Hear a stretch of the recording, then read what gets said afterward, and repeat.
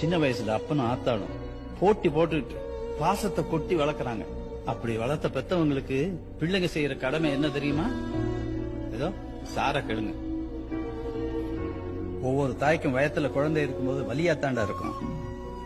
ஆனா அந்த வலிய அவ வலியாவே சொன்னதில்லை. அந்த வலிக்கு அவ வச்ச பேர் என்ன தெரியுமா? சுகம். சுகமா இருக்குமா.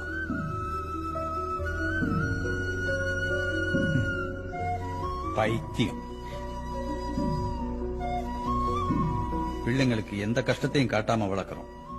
ஆனா அந்த பிள்ளைங்க பெத்தவங்களை யூஸ் பண்றவரை யூஸ் பண்ணிட்டு அதுக்கப்புறம் இந்த பெத்தவங்க நிலைமை என்ன தெரியுமா? ரோட்லயும் கோயில் வாசல்லையும் முதியோர் இல்லத்திலையும் தான்.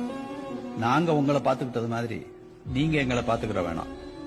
அட்லீஸ்ட் பாசமா இருக்கிறது மாதிரி நடிங்கடா. நாங்க சாகும் போதாவது சந்தோஷமா சாகும். யாருன்னே தெரியாத அவன் இல்லைன்னா செத்துருவேன்னு சொல்றியே, உன் பாட்டி. அவளுக்கா நீ ஒருவேளை சாப்பிடாம இருந்திருந்தேன்னா உன் அப்பா உன் பாட்டிய அனாதையா விட்டுருக்க மாட்டான். ஆனா நீ பாட்டிய மறந்துட்ட இல்ல?